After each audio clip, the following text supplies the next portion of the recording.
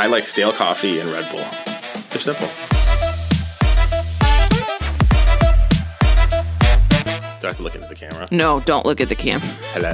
Stop looking at the camera.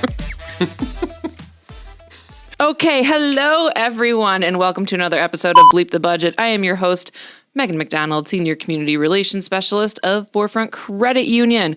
Joining me today in the studio is... My name's Matt. Matt Harris. Joining me today is Matt Harris, the powerhouse behind Traverse City's Epic Power Co., newly branded. We'll get to that later. While he was not born at Munson, he and his family are longtime Northern Michigan residents. He is a dad to two awesome kiddos and someone who has basically been fueled by all things power sports since birth. Matt, welcome to the show. Thank you for having me.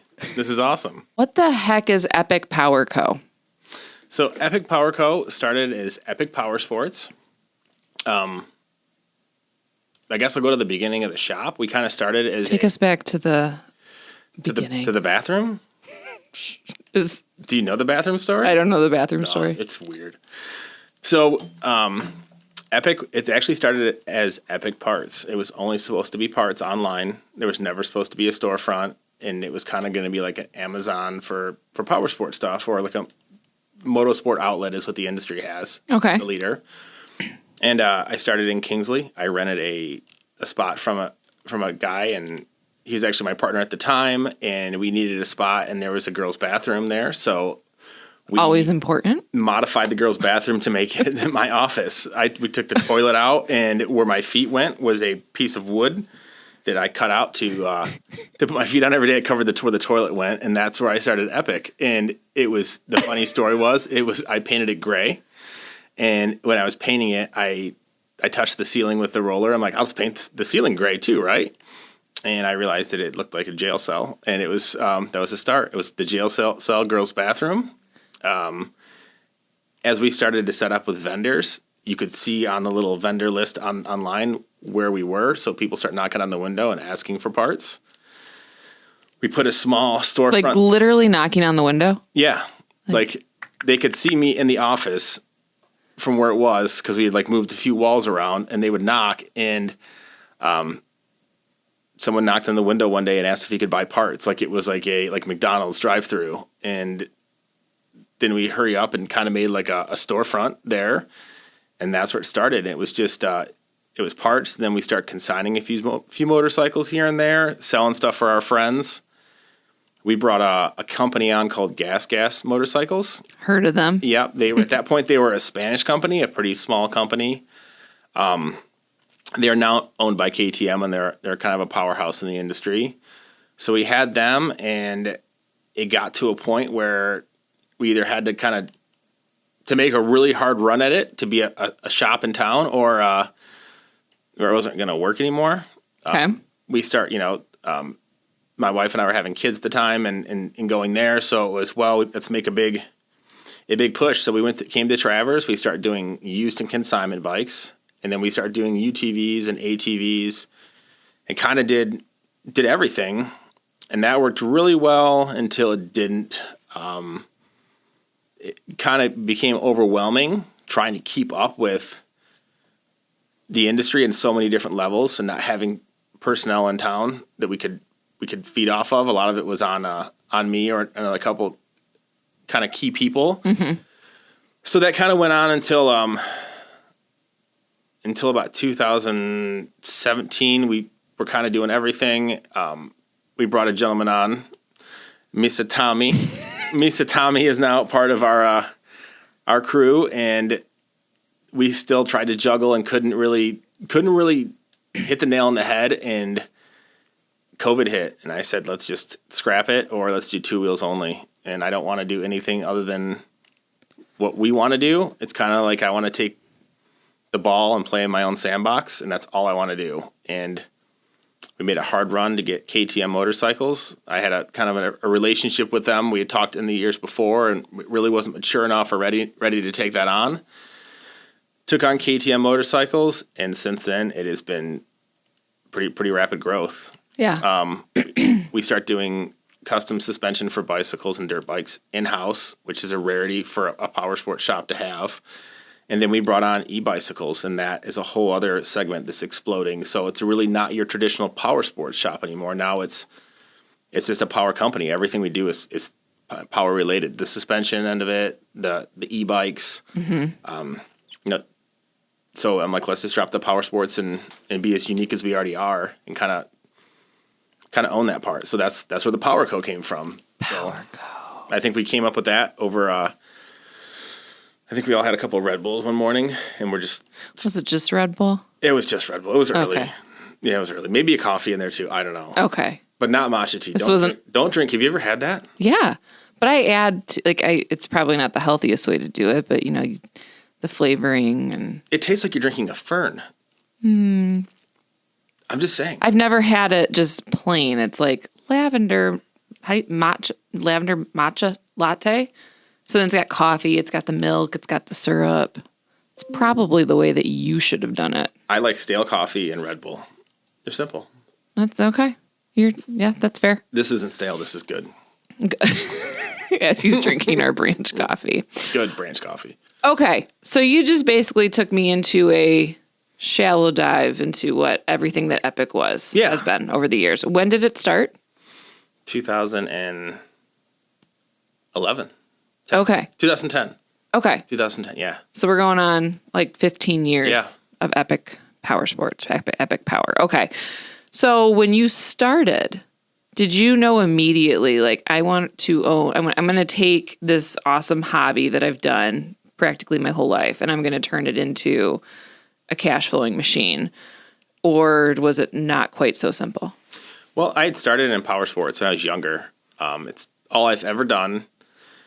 I'd moved to Texas for a few years and was part of a multi-line down there. Okay. And then decided that wasn't for me, and had a gentleman offer me a job, a great guy. We talk about him a lot at the shop.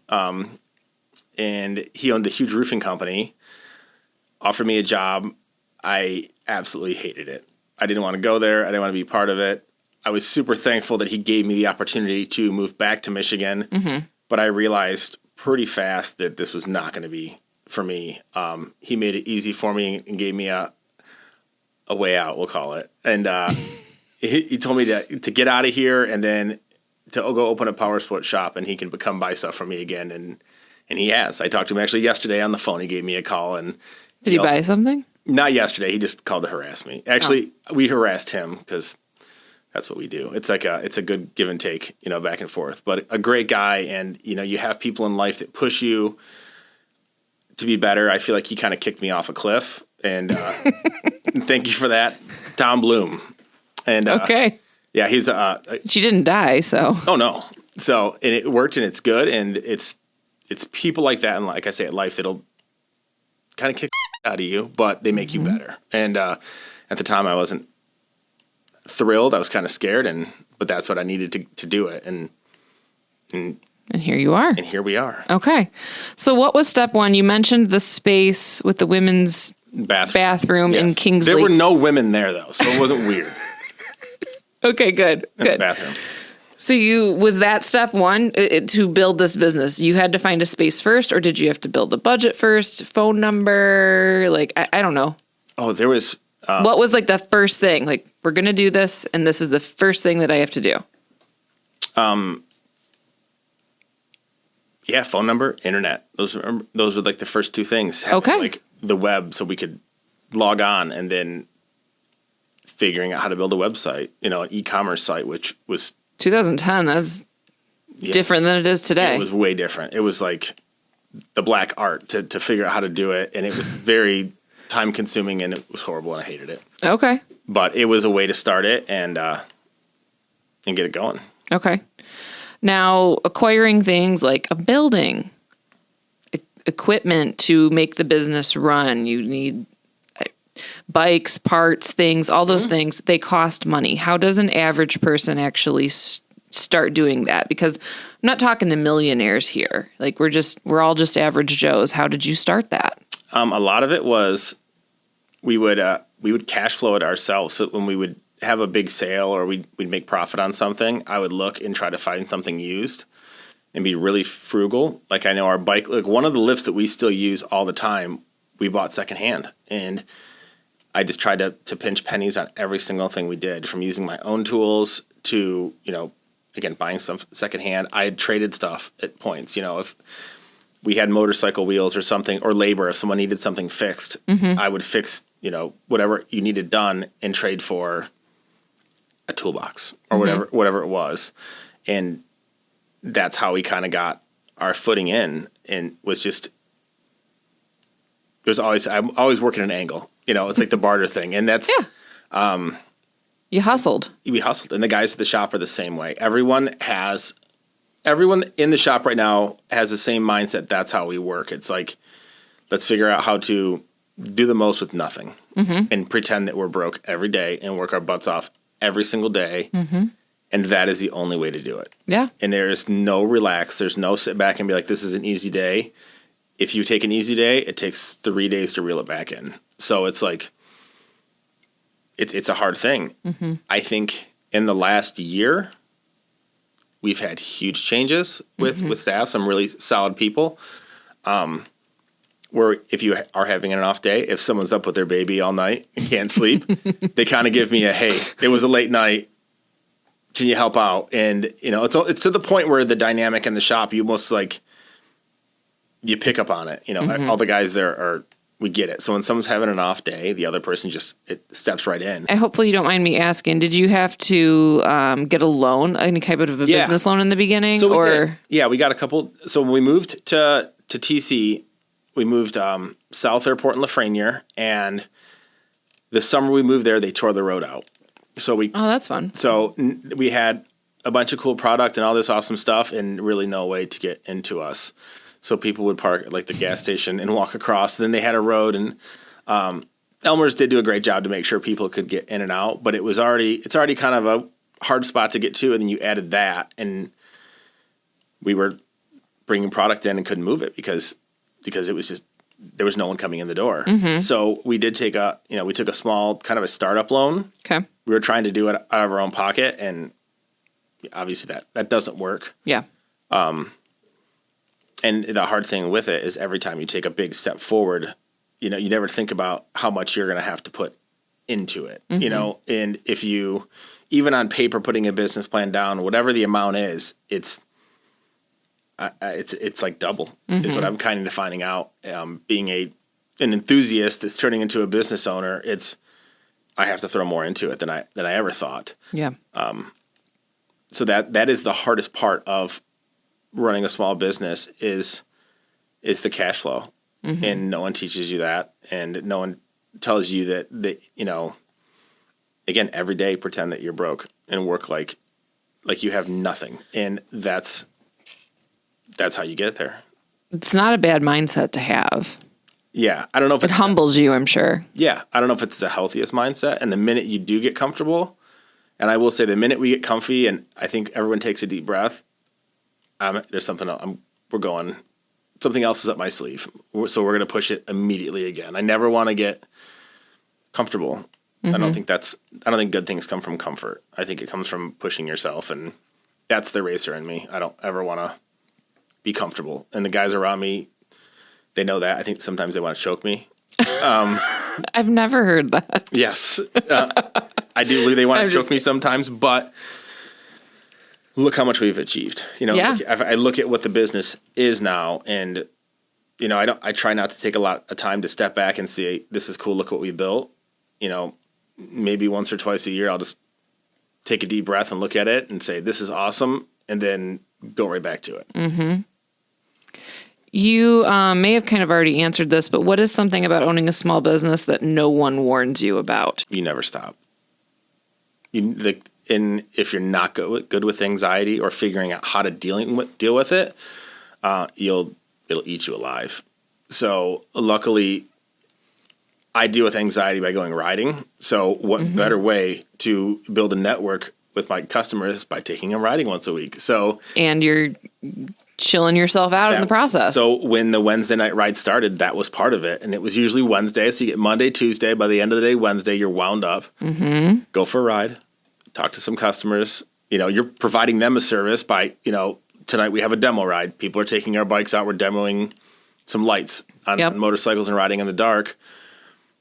And I could use it. I'll take it. I'll take the evening ride, and I get to kind of relax and then talk to customers not in a retail setting. It kind of a face-to-face setting, which resets me as well. And I think everybody at the shop feels that as well. Is sometimes getting back to the reason why you do this. You do this this job is because you love what it is. You love the industry. You love everything about it. Yeah. Well, and you're building relationships with those people too. Yeah. And I would assume that having a small business, relationships are probably huge. Yeah, that's it. I mean, that is, again, it goes back to, that's when we talk about the angles come into play. Someone will say, hey, I have something that again, we'll talk about I want to get rid of my motorcycle lift. I had one. Cool. What do you need? I need this for my bike. I need a part or service performed. So I'll do the work on it and I'll trade you for the lift. And again, you build these relationships that last forever. Yeah. I mean, the relationships with everyone from town, 90% of the relationships I have are from the bike shop and racing. Actually, it's probably more, but that's that's what it is, and it all comes from the shop and the industry and all that. So yeah, you live, breathe, eat, sweat it. Yeah, all epic. Yeah. Did you ever, and do you ever even still to this day, ever have like a moment where you're like, what have I done? Or no? You have days like that. You think like, there's a few times, even like in the last year, when I'm like, how the heck are we going to get through today to get to tomorrow? And you just do it. It's like an analogy I say, no matter what, it's like paddling across the bay. You just paddle every day, and eventually you're gonna hit the other side. It'll be done. Luckily for everyone with me, the minute we hit the other side, I find more water, so we can all jump into that and go again. But it's like, Matt, we just want to rest. There's no rest. You can't rest. But the great part of that is when you do have the days that you wake up and you're like, there's no way I can do this. There's no way it'll get done. And then it gets done.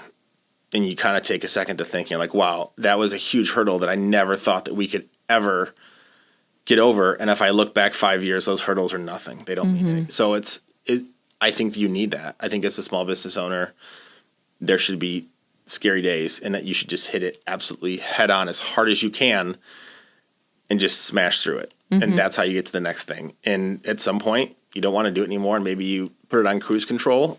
I think if I ever got to the point with that, I would be done. I don't want to do it anymore. Like, I don't ever want to just sit on cruise control. I know that we have a small window where we can do awesome stuff, and in this window, I want to do as much as I possibly can before I decide it's done. Yeah. So. Okay. Not such a fun question. The boring stuff. How do you keep everything organized? Are you an app guy, spreadsheet guy, wing it and pray guy, or a hire someone who will worry about all this dumb for me type of a guy? Yes. Everything. Okay. As we're getting bigger, we have people that are in places that kind of are starting to help with that. As the shop gets bigger, there's no way I can do it, nor do I have the bandwidth to sit in my office and do that. I call it the penalty box. Whenever I have to sit in the office, I feel like I'm in trouble. Aww. Yeah, I can't stand it. And so we have people in places and companies to help us get through that and make sure we're making the right moves with finances. I have a great kind of crew and team of people around me that help me with that. Okay. As the small business owner, you're still at the helm. You can still drive the ship into the rocks if you don't. No one's going to stop you. So you have to make sure you can self-regulate yourself, too. That didn't make sense. Self-regulate yourself. Yes. That makes sense. Kind of makes sense. I'll keep it. No, I'm not editing it. All right, perfect. So, but that is, so that's it. So I was huge, write stuff on paper.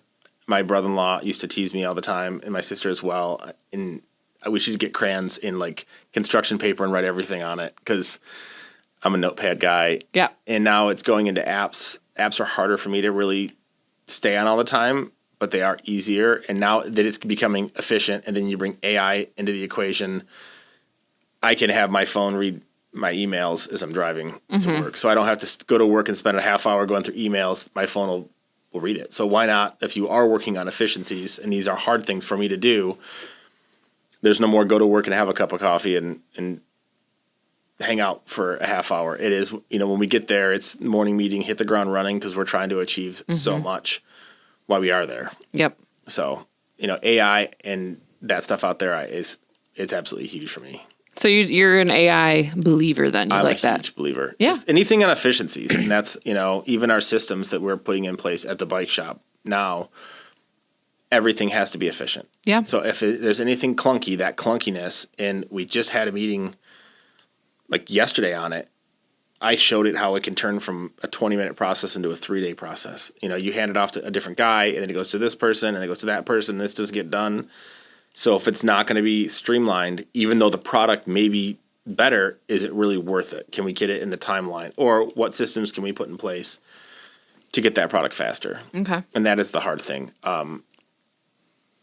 E-bicycle stuff, there's one company in particular that's coming to the market, and there's an amazing, amazing product.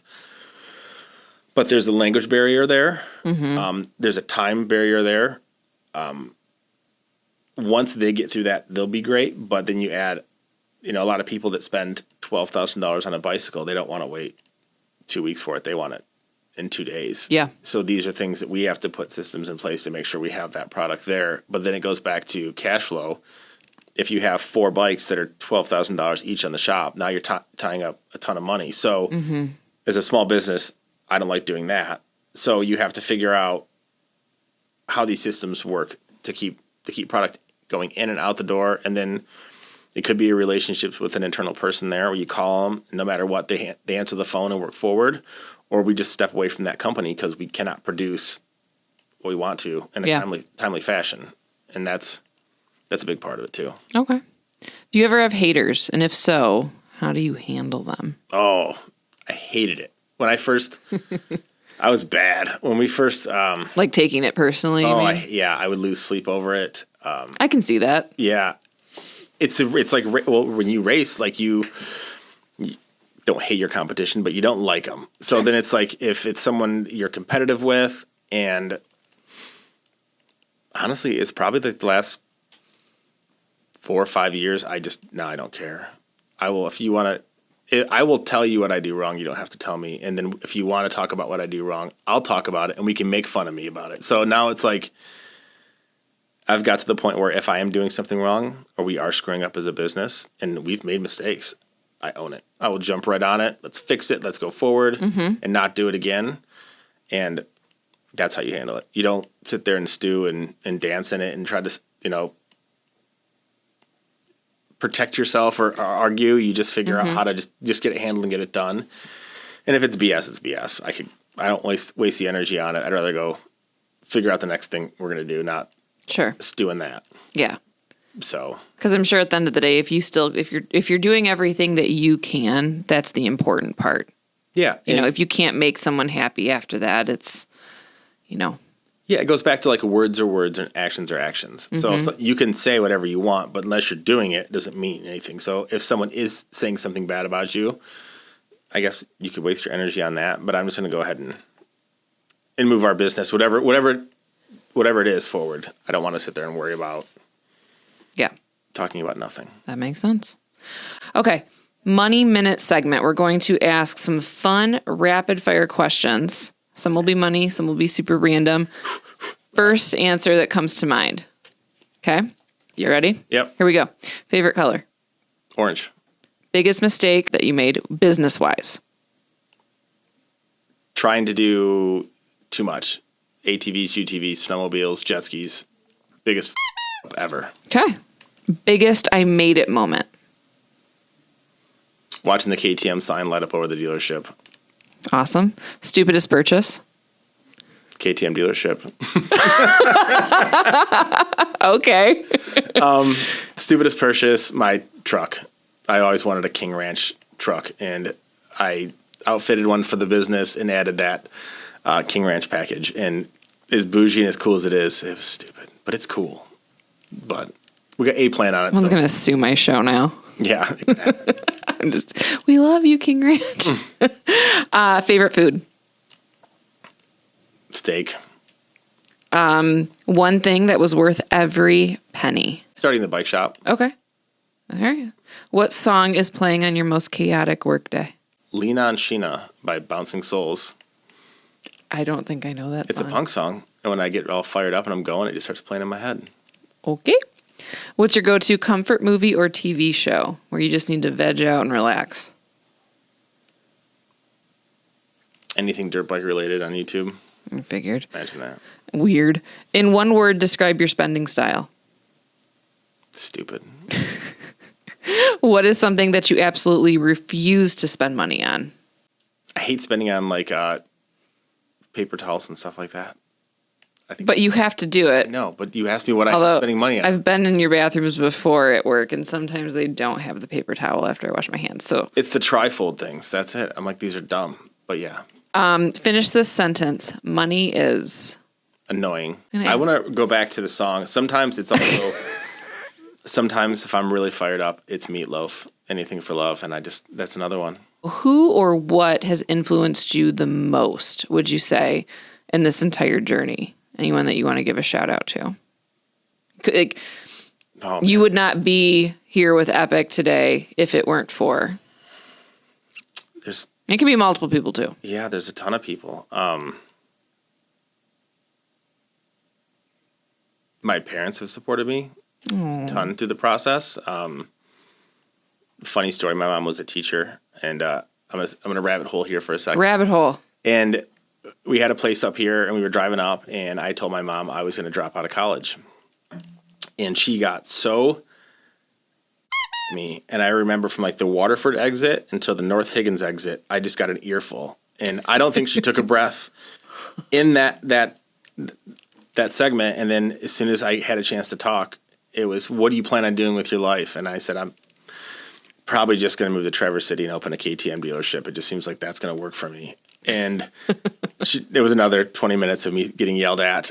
And when we got the KTM franchise, I think my mom just stared at me, and it was a look like, if you say something, I'm gonna smack you.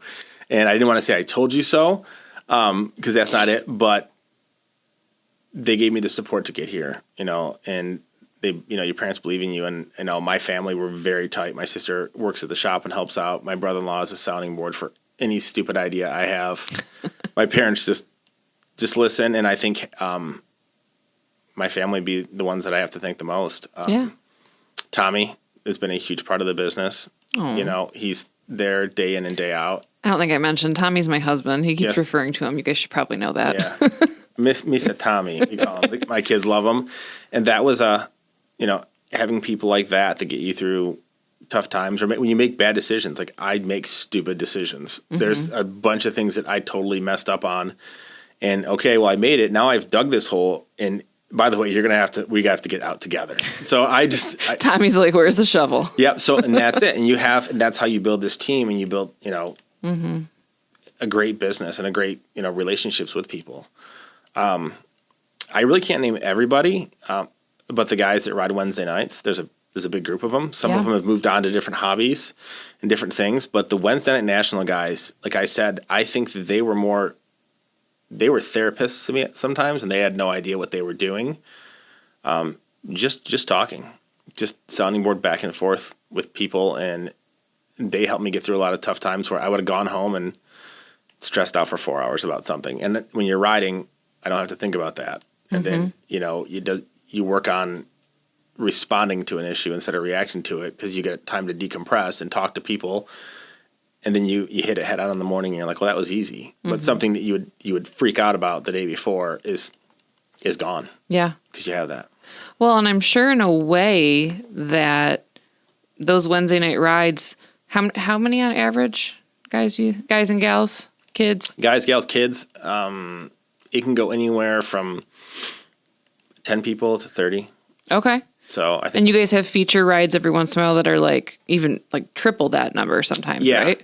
So the next big one will be Epic Fest, and that's the first Saturday after rifle season. We couldn't do it last year because of snow. Mm-hmm.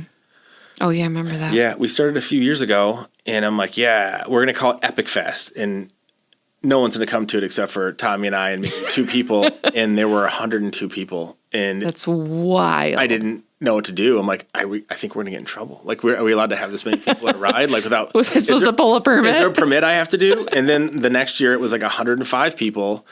And I remember I grilled for it. And I think I smelled like a grill for a week because, you cook for all the people, but it was awesome. And there were guys that came from the Metro Detroit area. There were a couple of guys from Indiana. One of our customers was visiting his dad in Florida and had to come back to Michigan for something, so he just tied that in. So he drove from, you drove from Florida to Traverse City to go ride in the snow. This is the stupidest thing I've ever heard, but he loves it. And it's like, we still have a great relationship with him, and he lives actually out west, but, I mean, it's crazy.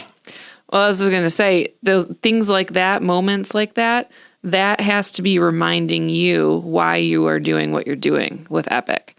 Yeah. You have taken this hobby that you love and you've turned it into a business for people and it serves people.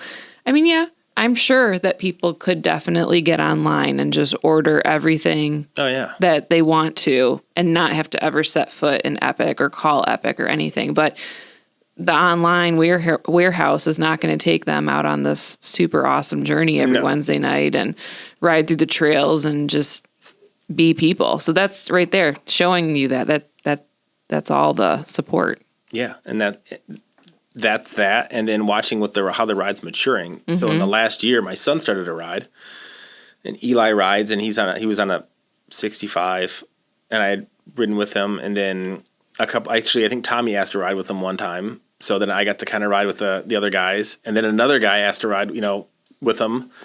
And all of a sudden it's other people are bringing their kids. And then last year after the Wednesday night ride, we were all loading up. And there were enough kids. They were playing two-hand touch football. They had a full-on football game going in the parking lot after a ride. And I'm like, wow, the ride has it matured from a bunch of knuckleheads with huge egos riding fast to a fun trail ride to now we are building it for future generations. And for me, that's the ticket. Like watching my son bring his friends into it and then they want to ride. And now my daughter races and she's on an electric dirt bike and she loves it and she has her girlfriend. So now we have a girl who rides an electric bike and wears pink now riding. And it's cupcakes and sprinkles and donuts. Yeah. Yes. On her dirt bike, she has, donuts and sprinkles and her stickers.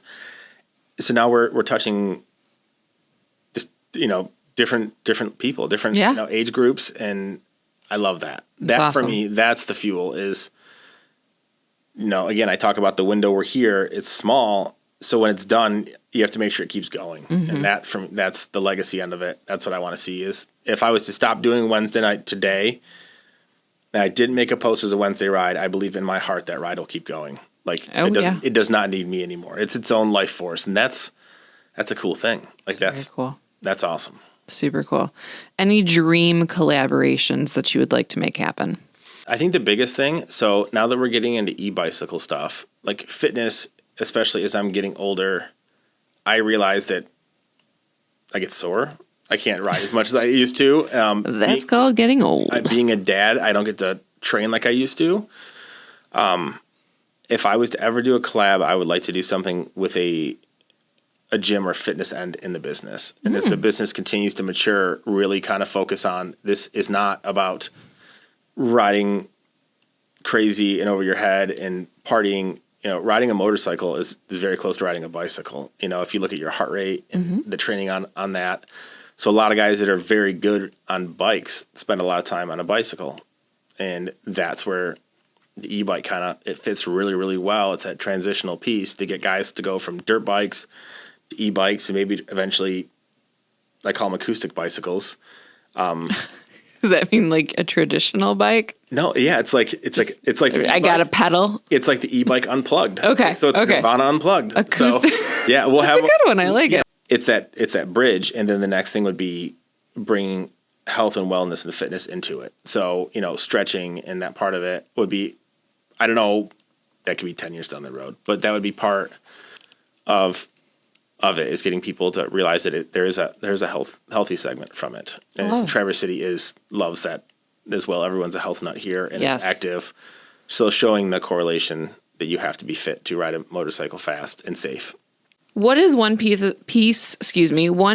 advice that you would give to someone who's ready to turn their passion into a business, but they're absolutely terrified to start? Do it. Just do Just do it. Never quit. Never stop. Never sleep. Never relax. Go. Okay. Do it. The reward's there. You'll feel it. It may not be the biggest bank account. It may not be a fancy car. It may not be $1 million. But the feeling that you have when you close your eyes at night, I can't explain. It's the best feeling ever. Next to being a father, which is the best feeling I've ever had in my life. Having a business and running it, being successful, or what you perceive as successful. There's a feeling it's indescribable. One financial lesson that you have learned along the way. Be as frugal as you can. Okay. Work like there's nothing in the bank. Work like you're broke. Good mindset. What is your go-to mindset when things get ugly? Responding, not reacting. Take a deep breath, calm yourself down, and respond. Don't react. Reactions always bite us in the butt in the long run. Would you do anything different at all if you could go back in time? I mean, there'd be a bunch of things different, but I think that the things that I want to change, what I would change, the lessons that they taught me, I wouldn't have the knowledge from that. So no, I think you need to make the mistakes through the process to get you where you are. Mm-hmm. So I'll take the mistakes and everything. I don't want to change it. Yeah. I think that's all I need from you, Matt. All right. Hopefully it wasn't lame. It was not lame. It was awesome. That is a wrap on this week's Bleep the Budget episode. Remember, you can bleep the budget and you can still keep the hustle, as Matt has said. I am Megan McDonald, and thank you so much for listening. And do not forget to rate, follow, send this episode to your friends, those financially unhinged people. Maybe they'll get a little bit of a lesson nugget or two out of this. So thanks so much for tuning in to Bleep the Budget.